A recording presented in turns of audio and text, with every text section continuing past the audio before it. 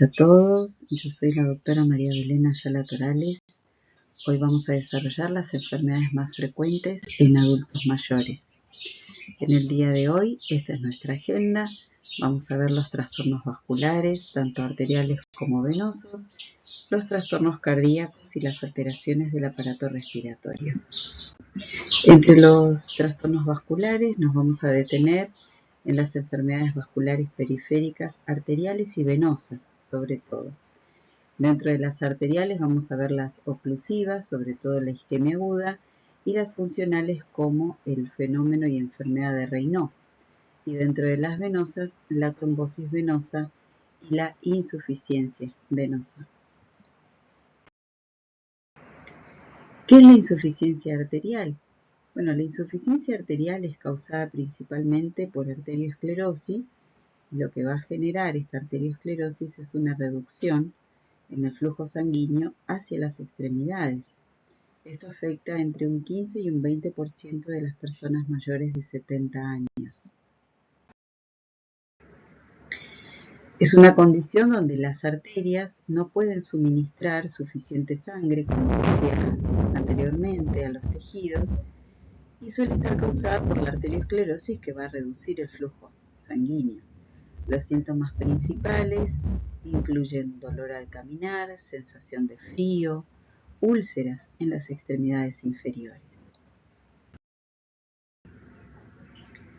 Se produce por la fisiopatología. Lo que hace es, al haber una reducción del flujo, esto disminuye la irrigación de oxígeno a los tejidos, causando una hipoxia, y esto lleva al daño de las células de manera progresiva.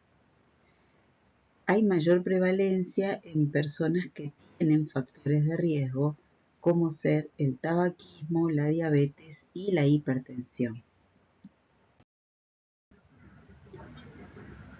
Cuando las arterias no pueden suministrar suficiente sangre a los tejidos periféricos, esto termina generando dolor y debilidad.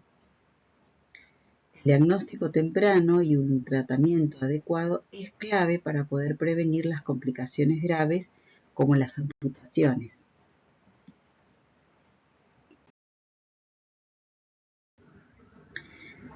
La insuficiencia venosa crónica, a diferencia de la arterial, impide el retorno adecuado de la sangre hacia el corazón, acumulándose la sangre en las piernas. Esto es más frecuente en mujeres y aumenta con la edad y con los embarazos. Aquí tenemos algunas imágenes que ilustran la insuficiencia venosa y sus efectos en las extremidades.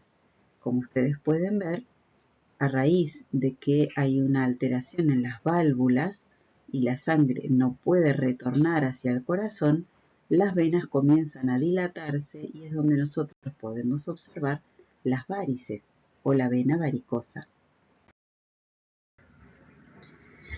La insuficiencia venosa es una alteración en el retorno, entonces, de la sangre de las venas hacia el corazón, comúnmente en las piernas, y es una condición crónica que va a causar dolor, edema o hinchazón y las varices. La prevalencia es alta y afecta aproximadamente al 20 a 30% de los adultos mayores, especialmente mujeres.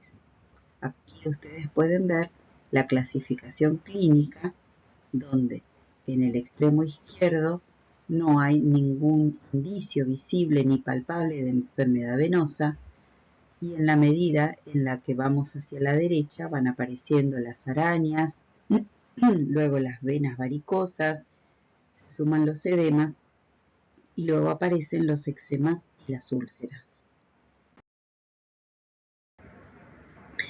Los factores de riesgo para la insuficiencia venosa incluyen la edad, el ser mujer, los embarazos, la predisposición hormonal, la obesidad, el sedentarismo, el fumar, el calor, el permanecer mucho tiempo de pie, la dieta pobre en fibra, el uso de ropas ajustadas, el uso también de anticonceptivos orales.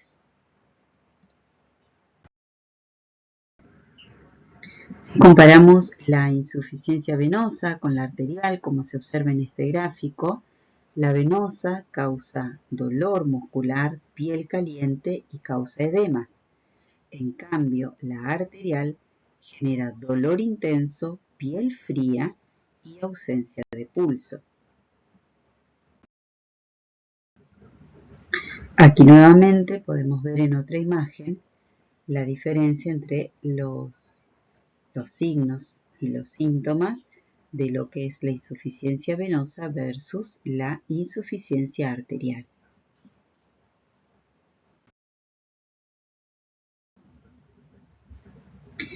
Debemos tener en cuenta las siguientes recomendaciones. Tratar de no permanecer de pie o sentado durante largos periodos de tiempo. Poner las piernas para arriba.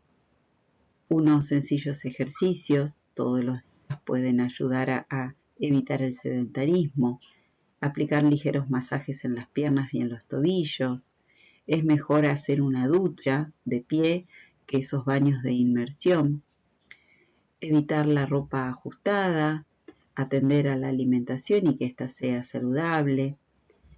Tratar de hacer ejercicio es fundamental y prevenir todos los factores de riesgo, evitar el tabaco, el alcohol, que junto con una buena alimentación y la práctica de algún deporte favorecen la disminución de los factores de riesgo.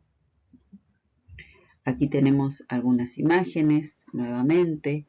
Podemos ver en estos miembros inferiores la presencia de varices y en el gráfico que está hacia la derecha ustedes pueden observar también las varices.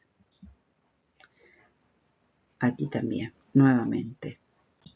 La trombosis venosa profunda se produce por un coágulo en una vena profunda. Esto causa dolor, causa edema y hay riesgo de embolia pulmonar, lo cual es una emergencia médica. Aquí ustedes pueden ver la formación de un trombo debajo de una válvula venosa y el riesgo es que se puede transformar en una emergencia si este trombo viaja hacia el pulmón. La diferencia entre la insuficiencia venosa periférica y la trombosis venosa profunda es que la insuficiencia venosa periférica es crónica, es causada por problemas en las válvulas venosas. En cambio, la trombosis venosa profunda es aguda y es causada por coágulos, con mayor riesgo de complicaciones graves, como hemos mencionado previamente. Aquí ustedes pueden ver un cuadro comparativo entre la insuficiencia venosa crónica y la trombosis venosa profunda. Entre las enfermedades arteriales funcionales vamos a mencionar a la enfermedad de Raynaud, también conocido como síndrome de Raynaud. Esta es una afección vascular que afecta sobre todo a los vasos sanguíneos de los dedos de las manos y los pies y se va a caracterizar por episodios de vasoconstricción, es decir, estrechamiento de la luz de los vasos sanguíneos. En general es en respuesta al frío o al estrés emocional y la reducción del flujo sanguíneo es lo que genera el cambio en la coloración. Estos cambios en el color se ven en tres fases. Primero se ponen blancos, se ve palidez por la falta de flujo sanguíneo, luego se ven azules por la cianosis, por la falta de oxígeno en la sangre, y finalmente se ven rojos cuando la circulación sanguínea se restablece. Estos episodios pueden acompañarse de frío, sensación de entumecimiento, hormigueo o dolor en los dedos afectados. Si bien no hay una causa identificable en el Raynaud primario, se suele asociar o relacionar con una mayor sensibilidad de los vasos sanguíneos al frío o al estrés emocional. También tenemos el Raynaud secundario, en cuyo caso se asocia a enfermedades o factores como ser las enfermedades autoinmunes como el lupus, la artritis reumatoidea, o puede ser también secundario a traumatismos repetidos de los dedos o el uso de medicamentos o la exposición a sustancias químicas. y siempre los desencadenantes comunes son la exposición al frío o el estrés emocional. Aquí podemos ver en una imagen las fases de coloración, ¿sí? Es bastante notorio, no se lo van a olvidar más cuando lo puedan ver. Aquí tienen más imágenes.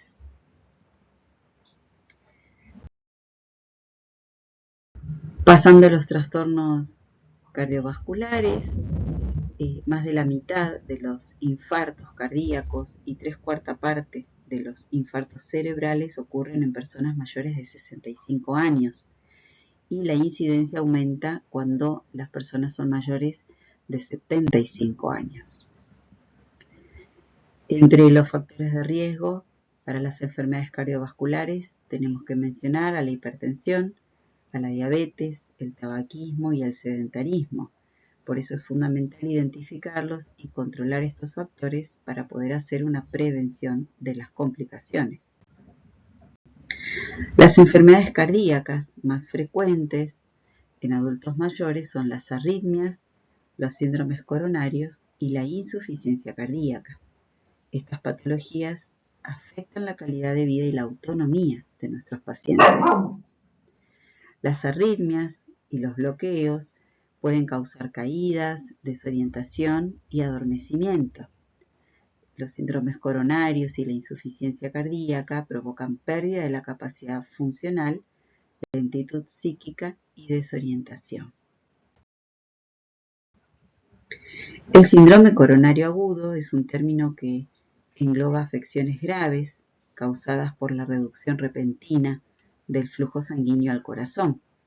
Y esto ocurre generalmente porque una de las arterias coronarias se obstruye, ya sea por la ruptura de una placa de ateroma, un depósito de grasa, o por la formación de un coágulo, o por un espasmo arterial. Y las principales formas del síndrome coronario agudo son el infarto agudo de miocardio, es decir, el ataque cardíaco, en donde hay una muerte de una parte del músculo cardíaco por falta total de riesgo sanguíneo. La angina inestable, que es la reducción grave pero parcial del flujo sanguíneo que puede evolucionar a un infarto si no se trata rápidamente. Y los síntomas principales son el dolor intenso en el pecho, que puede irradiar al brazo, sobre todo al brazo izquierdo, la mandíbula o la espalda, dificultad para respirar, sudoración, náuseas, mareos o palpitaciones. Es una emergencia médica y requiere de atención inmediata. La insuficiencia cardíaca es una condición en la que el corazón no puede bombear la sangre de manera eficiente para satisfacer las necesidades del cuerpo, y esto se puede deber a que el músculo cardíaco está debilitado o está rígido, lo que impide que el corazón se llene y bombee de sangre correctamente.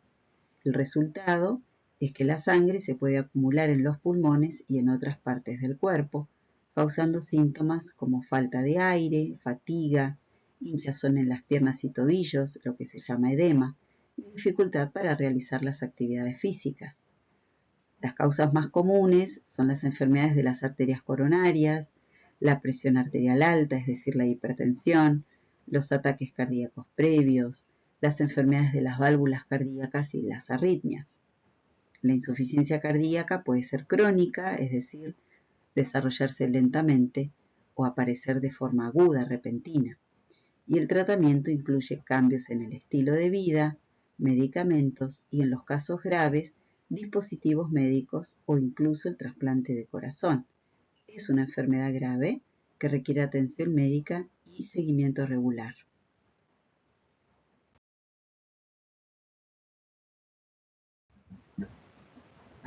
Los trastornos respiratorios dificultan la entrada de oxígeno al cuerpo y esto puede generar sensación de falta de aire y de malestar. Estos problemas pueden deberse a causas simples como una congestión nasal o enfermedades más graves como el EPOC, que vamos a ver a continuación. Puede ser también secundario a una gripe o a una neumonía. Es importante prestar atención a los síntomas respiratorios, ya que pueden afectar la calidad de vida y requerir de atención médica. La enfermedad pulmonar obstructiva crónica, conocida como EPOC, es un grupo de enfermedades respiratorias que causan una limitación irreversible del flujo aéreo. Aquí adentro encontramos a la bronquitis crónica, que se caracteriza por la inflamación y la producción de moco, y al enfisema, que lo que hace es destruir los alvéolos y atrapa el aire dentro de los pulmones. Los factores principales de riesgo son el tabaquismo y la exposición laboral a contaminantes. El tabaquismo pasivo también y la contaminación ambiental también. La enfermedad pulmonar obstructiva crónica puede provocar tos, expectoración, silbidos respiratorios conocidos como sibilancias y dificultad para respirar, llamado disnea, especialmente en los adultos mayores que son fumadores o lo han sido. Las complicaciones más frecuentes del EPOC son los trastornos cardíacos, la neumonía u otras infecciones respiratorias, el neumotórax, la pérdida de peso y la desnutrición, trastornos en el sueño, la fatiga muscular, la debilidad y la depresión también. La gripe es una infección respiratoria causada por el virus de la influenza y que se caracteriza por síntomas como fiebre alta, dolor muscular, malestar general, tos seca, dolor de cabeza y congestión nasal. Es más grave que un resfrío común y puede provocar complicaciones especialmente en los adultos mayores como la neumonía o el empeoramiento de otras enfermedades crónicas.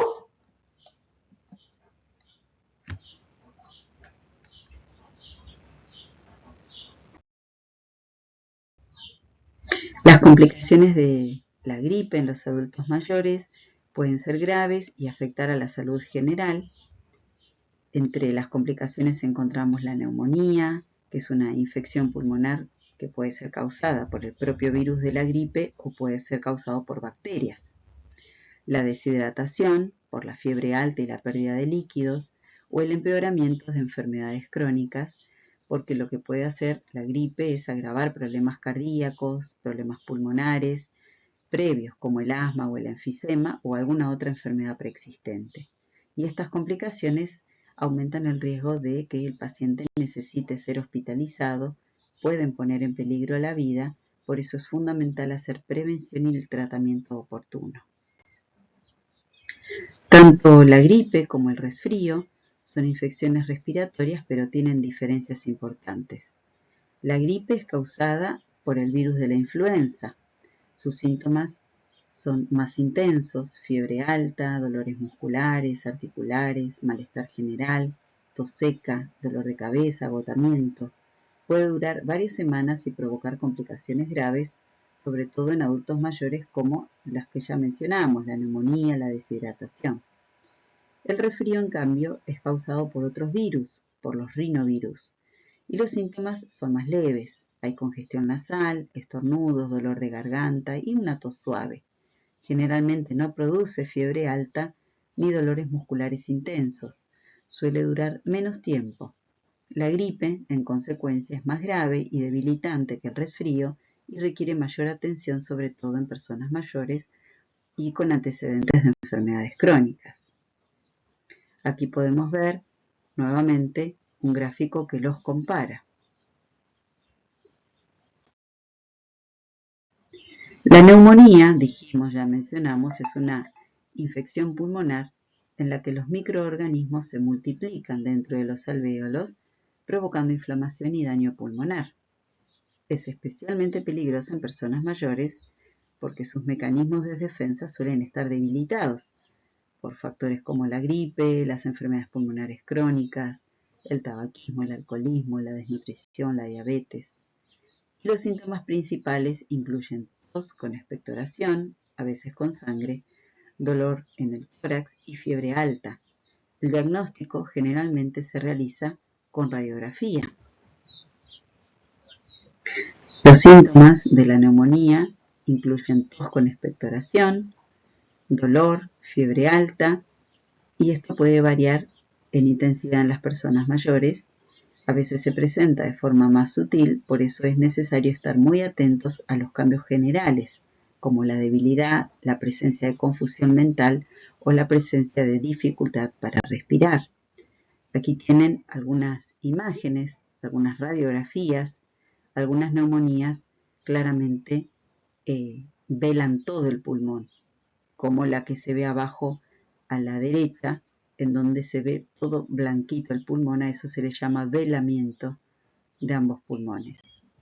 Y para terminar con esta presentación, algunas recomendaciones: llevar una dieta equilibrada y rica en vitamina C, hacer ejercicio, lavarse frecuentemente las manos, usar pañuelos descartables, evitar el entorno donde el virus esté latente. Cuando vamos a toser o estornudar, cubrirnos la nariz con un pañuelo descartable o con la parte interna del codo, ventilar bien los ambientes, beber líquidos, llevar una alimentación saludable rica en frutas y verduras, que la medicación para bajar la temperatura, el dolor y la tos, y en casos severos, internar al paciente, colocar la vacuna antineumocócica y la vacuna de la gripe, y evitar el contacto cercano con personas que están enfermas o con gripe o resfriado. Bueno, muchísimas gracias por su atención. Yo voy a dejar esta presentación también en PDF para que la puedan repasar más tranquilos y observar todas las descripciones que hemos detallado en este Power.